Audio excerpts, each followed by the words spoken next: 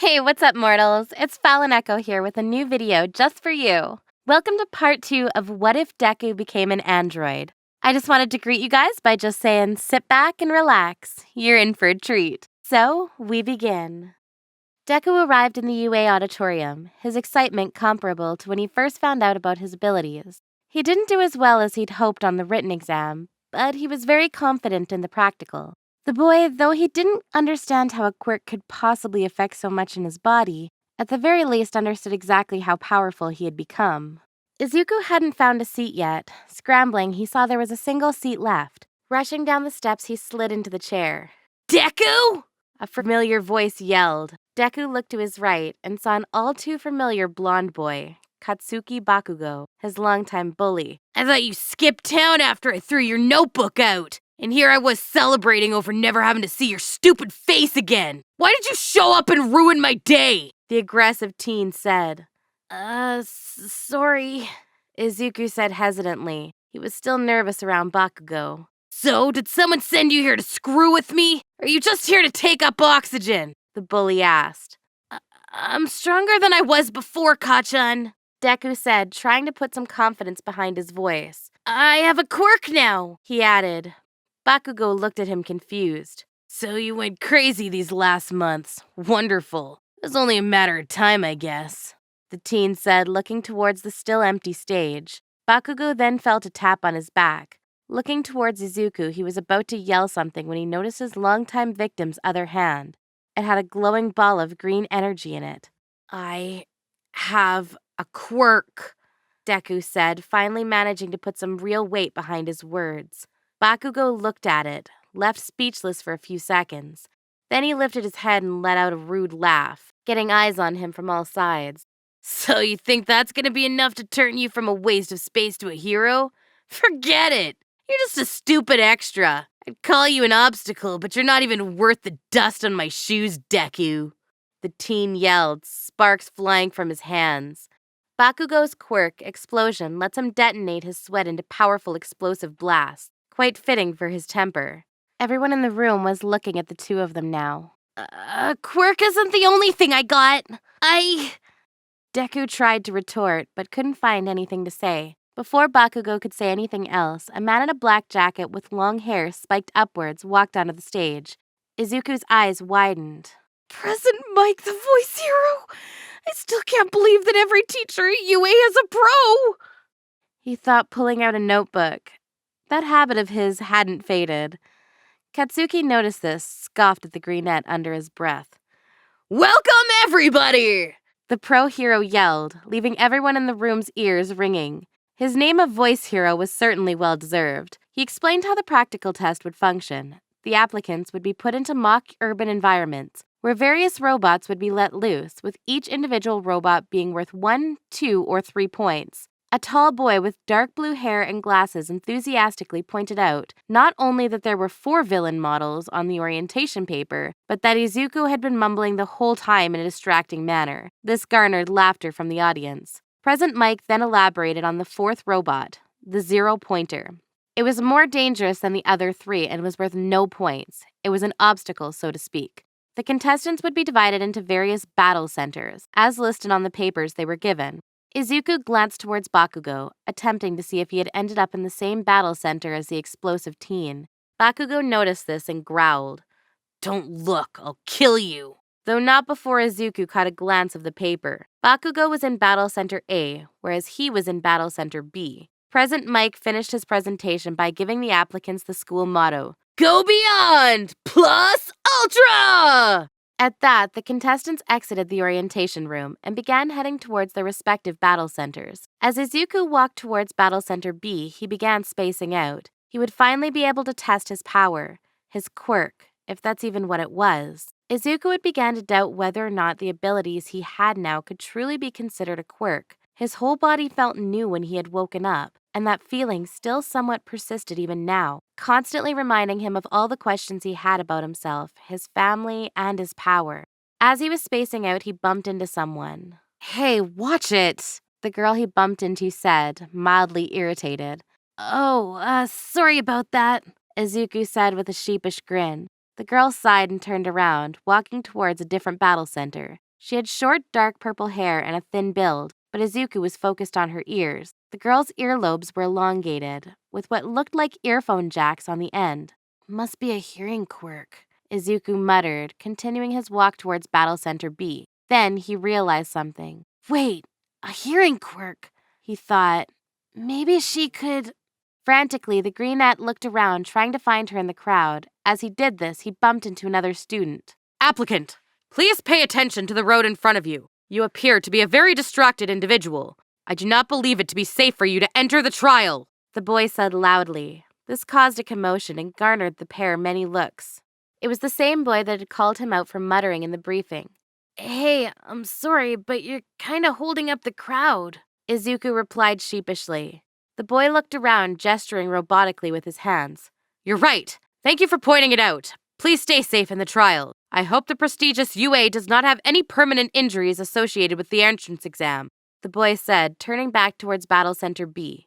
The group of applicants gathered awkwardly at the gates to the Battle Center, which had not yet opened. A few seconds of waiting later, the gates opened. The group initially did nothing, waiting for a signal. What are you waiting for? Go, go, go! Real fights don't have countdowns! President Mike yelled from a nearby supervision tower of sorts. Immediately, the whole crowd sprinted through the gates, spreading out amongst the sprawling expanse of buildings and streets. This is it! The UA exam! My chance to prove myself! Izuku said, hyping himself up. After running through the battle center for a minute, Izuku saw a group of robots, 2 1-pointers and a 3-pointer. He smiled confidently. He wasn't going to just pass. He was going to beat Kachan. All right, time to see what UA has got, Deku thought.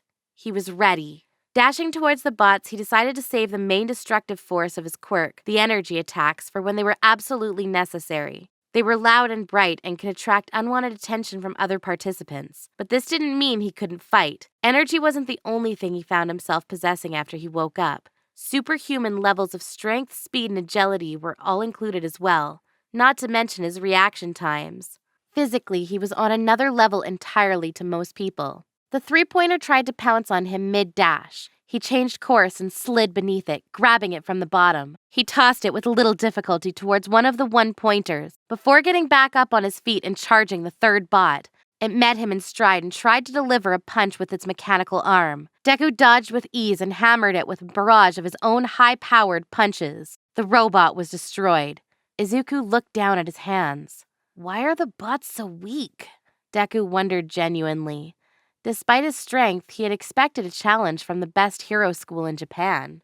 To his right, he saw a boy shoot a laser from what seemed to be some type of magnifying glass fitted on fancy clothes over his belly button, destroying a robot. Whereas to his left, the boy who he had bumped into easily destroyed a group of 2-pointers. Deku's confidence switched to grim determination.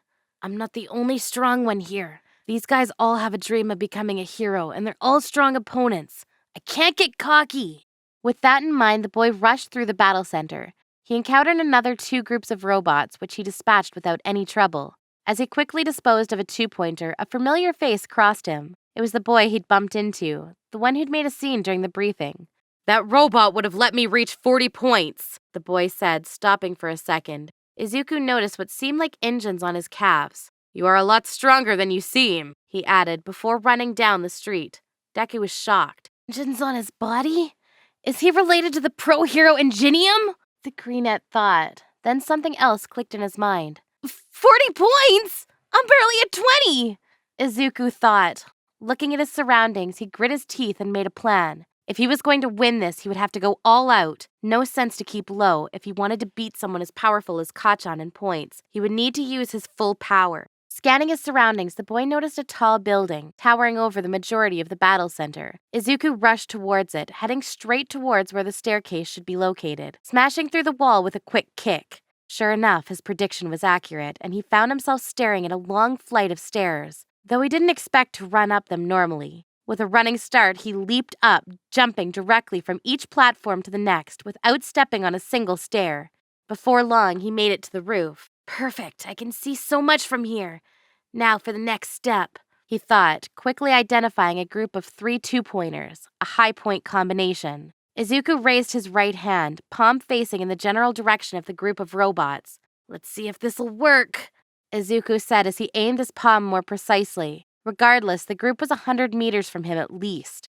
A ball of energy formed in his hand and grew to the size of a basketball. Justice explosion! He yelled as he unleashed the attack. He had named his moves already, as all pro heroes did. The ball moved fast and hit the street a couple feet from the robots. But Izuku had named the attack Justice Explosion for a reason. It blew up in a flash of green light, destroying the robots. It worked! Izuku exclaimed before quickly setting his sights on another group of robots. This one already had a student fighting them, though Izuku couldn't see them very clearly from this distance. He decided to use a weaker but more precise attack for this. He wouldn't want to blow up the student as well. I feel bad for this, Izuku thought as he charged another energy attack in his palm. They could probably handle those bots if I gave them a bit longer, but I'm gonna get into UA, Deku thought before unleashing his attack. Justice Flash! He yelled as a beam of green energy shot from his hands at massive speeds. It was spot on and destroyed the robot it had been targeting, a 3-pointer. Before long, 2 more Justice Flashes landed, destroying the 2 1-pointers accompanying the 3-pointer. Deku allowed himself a smile. He was on a roll. This video is sponsored by NordVPN. Staying safe online is an ever-growing difficulty, and hackers could exploit you. NordVPN allows you to change your IP address, making you harder to track, securing your privacy. In addition to providing you with safe passage through the web, you can also expand the reach of your favorite streaming services. Are you tired of going through 2, 3, or even 4 streaming services to watch your favorite anime? Well, with NordVPN, you can change your country and be able to binge shows like My Hero Academia, Naruto, and many others on your favorite streaming service with just the press of a button. Check out the link in the description to get 72% off when buying 2 years at $3.29 a month. This deal is for a limited time. And thank you to NordVPN for sponsoring this video. In the observation room, murmurs spread among the teachers watching Battle Center B, more specifically, the ones watching Deku. Can anyone tell me what that boy's quirk is? The pro-hero ectoplasm teacher at UA asked. It's officially listed as energy, All Might replied. Unbeknownst to the general public, the symbol of peace would be teaching at UA this coming term. What does that even mean? I've seen him punch with power, comparable to a strength quirk, run like he has a speed quirk, and now firing energy blasts accurately over hundreds of meters, the pro-hero said, incredulous. What is his quirk?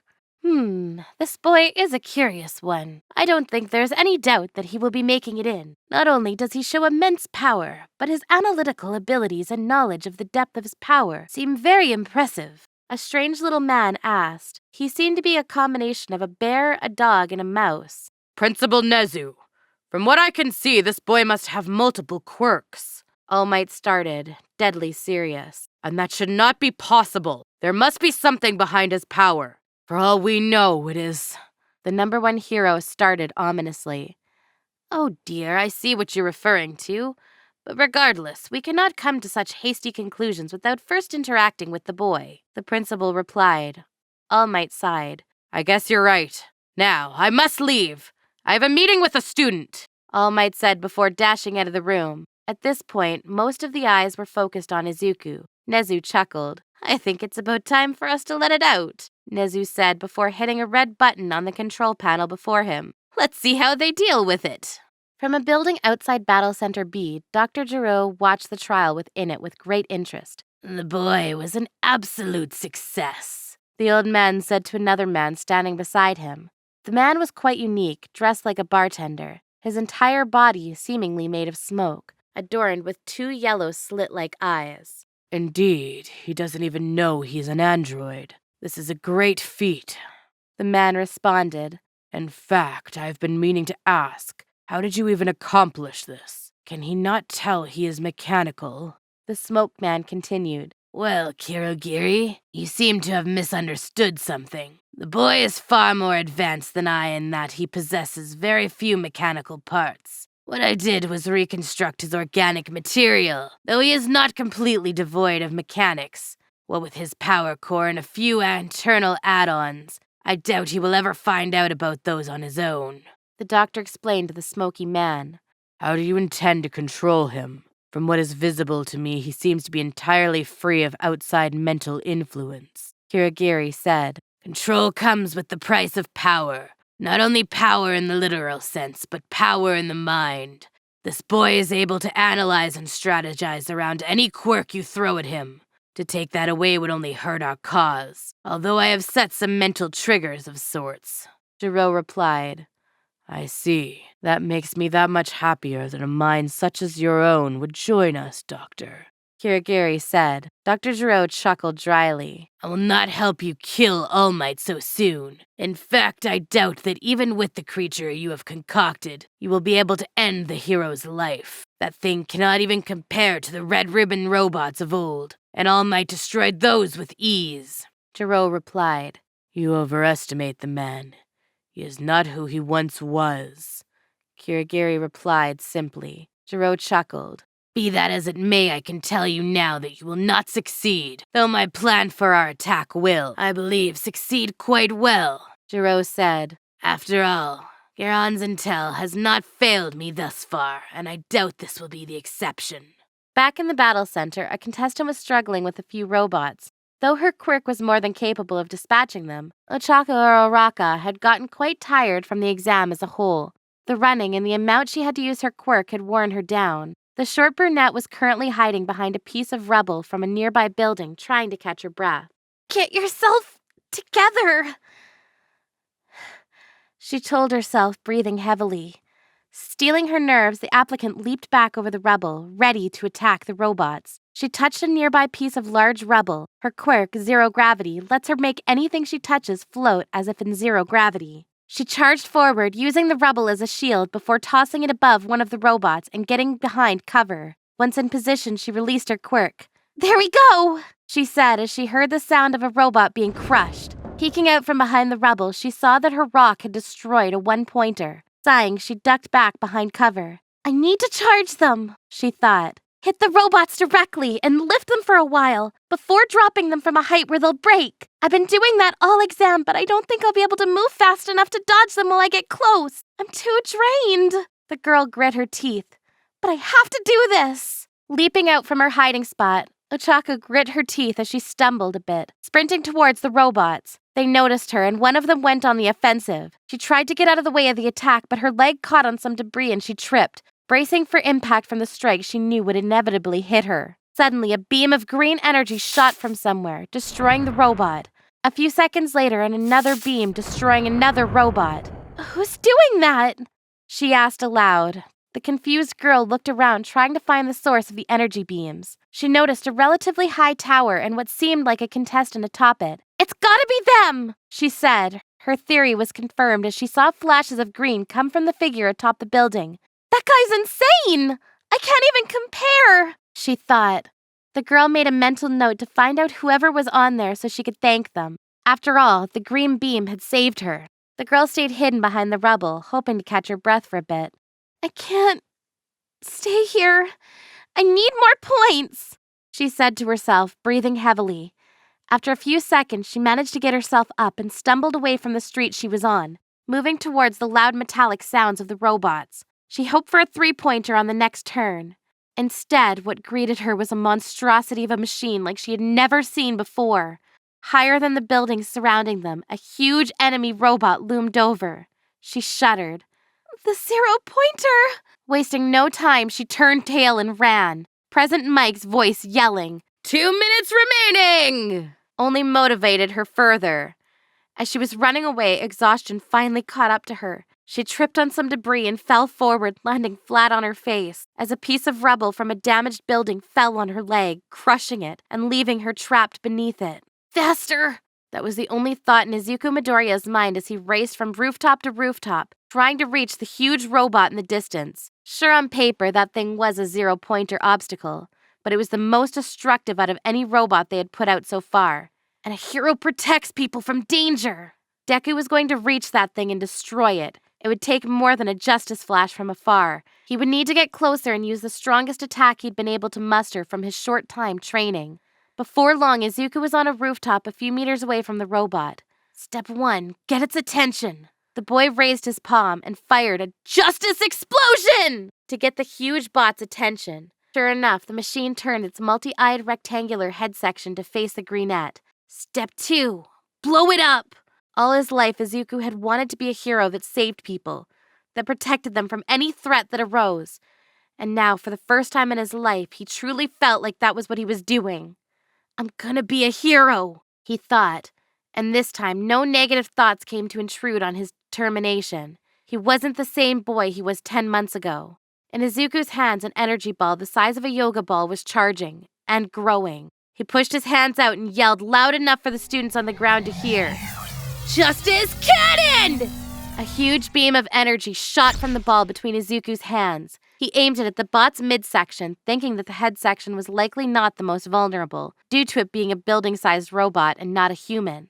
The sky seemed to turn green as the massive energy beam hit the robot. A loud metallic crushing sound could be heard, followed by a massive green explosion. The beam had destroyed the entire midsection of the huge robot, resulting in its collapse.